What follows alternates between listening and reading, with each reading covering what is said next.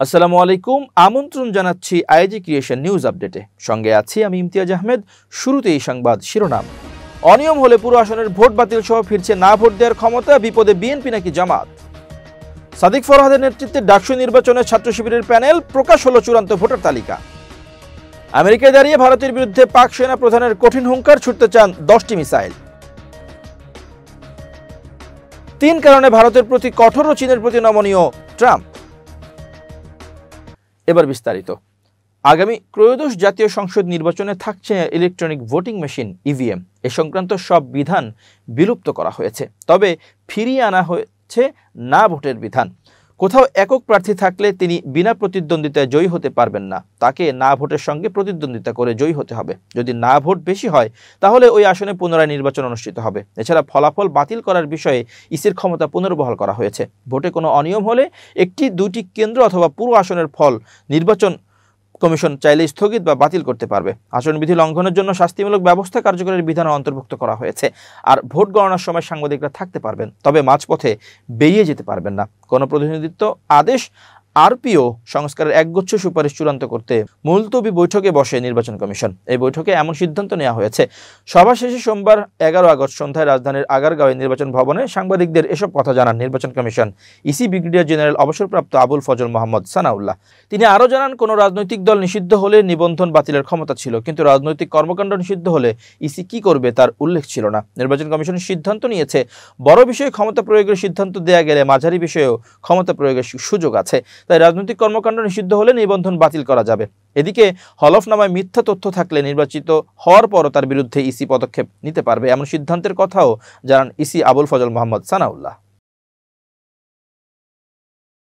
ঢাকা বিশ্ববিদ্যালয় কেন্দ্রীয় ছাত্র সংসদ ডাকসু ও হল সংসদ নির্বাচনের চূড়ান্ত ভোটার তালিকা প্রকাশ করেছে বিশ্ববিদ্যালয় প্রশাসন। খসড়া তালিকার আপত্তি নিষ্পত্তি কমিটির সুপারিশ এবং উপাচার্যের অনুমোদনের পর সোমবার রাতে এই তালিকা প্রকাশ করা হয়। চূড়ান্ত তালিকা অনুযায়ী মোট ভোটারের সংখ্যা 39,775 জন। এর মধ্যে ছাত্র ভোটার 20,873 জন, যা মোট ভোটারের 52.48% এবং ছাত্রী ভোটার 18,902 জন, যার মোট ভোটারের 47.52%। অন্যদিকে ঢাকা বিশ্ববিদ্যালয় কেন্দ্রীয় ছাত্র সংসদ ডাকসু এর হল সংসদ নির্বাচনে অংশগ্রহণ করতে যাচ্ছে বাংলাদেশ ইসলামী ছাত্র শিবির।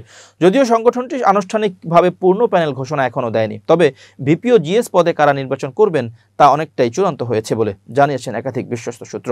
ডাকসুর ভিপি পদে লড়বেন সংগঠনটির ঢাবি শাখার সাবেক সভাপতি ও বর্তমান কেন্দ্রীয় প্রকাশনা সম্পাদক মোহাম্মদ আবু সাদিক কায়েম, আর জিএস পদে লড়বেন ঢাবি শাখার বর্তমান সভাপতি ASM ফরহাদ। সোমবার 11 আগস্ট ছাত্র শিবিরের একাধিক নেতা দ্য ঢাকা ডায়েরিকে এ তথ্য নিশ্চিত করেছেন। শিবিরের একাধিক সূত্র থেকে জানা যায়, মোট 28টি পদের জন্য পূর্ণ প্যানেল ঘোষণা করবে। তার মধ্যে ভিপি পদে সাদিক কায়েম ও জিএস পদে ASM ফরহাদের লড়াই নিশ্চিত।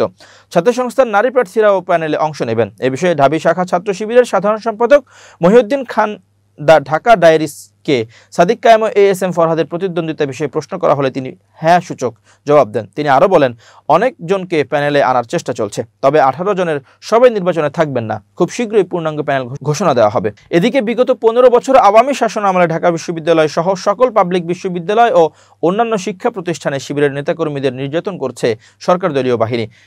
বিগত জুলাই গণ অভ্যুত্থানের পর ক্যাম্পাস রাজনীতিতে নতুন প্রাণ পেয়েছে ইসলামী ছাত্র শিবির। যদিও বিভিন্ন সময়ে নানা কারণে আলোচনায় আসলেও এবার তারা হিসাব কষে এগিয়ে চলছে। আসছে ছাত্র সংসদ নির্বাচনে কমিটির 18 সদস্যের মধ্যে সবাই নির্বাচনে থাকবেন না, তবে প্যানেল থাকতে পারেন বিভিন্ন অ্যাক্টিভিস্ট, ছাত্রী সংস্থার নেত্রী এবং অমুসলিম প্রার্থীরাও। এ বিষয়ে শিবিরের মধ্যে আলোচনা চলছে বলে জানা গেছে। উল্লেখ্য, তফসিল অনুযায়ী আগামী 9 সেপ্টেম্বর হবে ডাকসু নির্বাচন। ইতোমধ্যে খসড়া ভোটার তালিকা প্রকাশ করা হয়েছে। চূড়ান্ত ভোটার তালিকা প্রকাশ করা হয়েছে আজ। এই নির্বাচনের মনোনয়নপত্র বিতরণ হবে 12 থেকে 18 আগস্ট। মনোনয়নপত্র গ্রহণের সর্বশেষ তারিখ 19 আগস্ট। পরদিন 20 আগস্ট ও 21 আগস্ট প্রার্থীদের তালিকা প্রকাশ করা হবে। মনোনয়নপত্র প্রত্যাহারের দিন 25 আগস্ট। প্রার্থীদের চূড়ান্ত তালিকা প্রকাশ করা হবে 26 আগস্ট। এরপর ভোট গ্রহণ হবে ঘোষিত দিনে।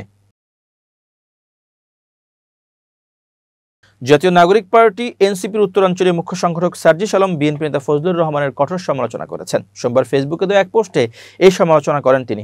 আইজি ক্রিয়েশন পাঠকদের জন্য তার পোস্টে হুবহু তুলে ধরা হলো। বিএনপির চেয়ারপারসন উপদেষ্টা ফজলুর রহমান গতকাল একটা অনুষ্ঠানে নাহিদ ইসলাম সহ এনসিপির অন্যান্য কেন্দ্রীয় নেতৃবৃন্দকে নিজের ফ্রেমিংয়ে ফেলে বেজন্মা গালি দিয়েছে। এই আওয়ামী লীগার ও মুজিববাদী এখন বিএনপির ন্যারেটর অ্যান্ড ওরেটর। ফজলুর মতো বিএনপি নেতা গত কয়েক মাস ধরে গণহত্যাকারী আওয়ামী লীগের হয়ে মাঠে সরব থাকছে। যে ভাষা ও বয়ানে সে বিএনপির প্রতিনিধিত্ব করছে, সে ভাষা ও বয়ান পুরোপুরি খুনি লীগের এবং তার বয়ান খুনি লীগের মিডিয়া সেলগুলো হরদম প্রচার করে যাচ্ছে। সিনিয়র রাজনীতিবিদদের আমরা সম্মান করতে চাই, কিন্তু জনাব ফজলুরের মতো পলিটিক্সে ন্যূনতম আদবের তোয়াক্কা না করা, ইনিয়ে বিনিয়ে ফ্যাসিবাদের দালালি করা, অভ্যুত্থানকে মেনে না নিতে পারা আওয়ামী এজেন্ডা বাস্তবায়নকারীদের বিরুদ্ধে ছাত্র জনতার ক্ষোভের বহিঃপ্রকাশের দায় তাদেরকেই নিতে হবে। পাল থেকে ছুটে যাওয়া লাগাম ছাড়া কয়েকজনের জন্য বিএনপি বারবার নিজেদেরকে প্রশ্নবিদ্ধ হতে দেখতে চায় কিনা সে সিদ্ধান্ত বিএনপির নিতে হবে। এদের স্টেটমেন্ট এবং এদের বিরুদ্ধে যদি আপনারা ব্যবস্থা না নেন, তাহলে বাংলাদেশের মানুষ মনে করবে তাদেরকে দিয়ে আপনারাই এই কথাগুলো বলাচ্ছেন। এবার আন্তর্জাতিক প্রসঙ্গ। মাত্র 2 মাসের ব্যবধানে দ্বিতীয়বারের মতো যুক্তরাষ্ট্র সফরে গেলেন পাকিস্তানের সেনাপ্রধান ফিল্ড মার্শাল অসীম মুনির। আর মার্কিন মাটিতে দাঁড়িয়েই ছাড়লেন হুঙ্কার। ভারতকে হুঁশিয়ার করে তিনি বলেছেন, সিন্ধু নদে তাদের বাঁধ নির্মাণের অপেক্ষা করব, তারপর সেখানে 10টা মিসাইল ছুড়ব। সফরে ফ্লোরিডার টাম্পায় তার জন্য একটি অনুষ্ঠান আয়োজন করা হয়। সেখানে ভারতের বিরুদ্ধে বিভিন্ন হুমকি দিয়েছেন পাক সেনাপ্রধান। তিনি বলেন, যদি পাকিস্তানের অস্তিত্ব হুমকির মুখোমুখি হয় এবং পাকিস্তান ধ্বংসের মুখে পড়ে, তাহলে পুরো বিশ্বের অর্ধেক ধসিয়ে দেব, এরপর নিজেরা ধ্বংস হব। তিনি মূলত এই অঞ্চলে পারমাণবিক যুদ্ধের হুমকি দিয়েছেন। অসীম মুনির বলেন, আমরা পারমাণবিক শক্তিধর দেশ। যদি আমরা মনে করি আমরা ডুবছি, তাহলে আমাদের সঙ্গে বিশ্বের অর্ধেককে নিয়ে ডুবব। চলতি বছরের মে মাসে ভারত ও পাকিস্তানের মধ্যে 4 দিনের সংঘাত হয়। এর আগে গত এপ্রিলে ভারত নিয়ন্ত্রিত কাশ্মীরে পেহেলগামে সশস্ত্র হামলায় 26 জন নিহত হন। ওই হামলার জেরে পাকিস্তানের সঙ্গে সিন্ধু নদ চুক্তি বাতিল করে ভারত। নয়াদিল্লি হুমকি দেয়, সিন্ধুর পানি আর পাকিস্তানকে দেয়া হবে না। মার্কিন প্রেসিডেন্ট ডোনাল্ড ট্রাম্প নিজেকে শান্তিকামী প্রেসিডেন্ট হিসেবে আখ্যা দেন। তার দাবি, মার্কিন প্রশাসন বিশ্বজুড়ে নানা সংঘাত নিরসনে ভূমিকা রেখেছে। উদাহরণ হিসেবে Bharat, Pakistan, Thailand, Cambodia, Israel, Iran এবং বর্তমানে রাশিয়া ইউক্রেনের শান্তি প্রক্রিয়ার কথা বলা যায়। এসব দেশের মধ্যে সংঘাত নিরসনে মার্কিন কর্মকর্তারা অত্যন্ত যুদ্ধবিরতি সংক্রান্ত আলোচনায় যুক্ত ছিলেন বলেও প্রমাণ পাওয়া যায়। তবে ট্রাম্পের প্রকাশ্য শান্তির দূত হিসেবে স্বীকৃতি পাওয়ার প্রবল ইচ্ছা অনেক সময় সংশ্লিষ্ট পক্ষের মধ্যে অস্বস্তিও তৈরি করেছে বটে। পাক ভারত যুদ্ধে তেমনই অস্বস্তিতে পড়েছে ভারত। দেশটি প্রকাশ্যে স্বীকার করেনি যে পাকিস্তানের সঙ্গে সংঘাত বন্ধে ট্রাম্পের কোনো ভূমিকা ছিল।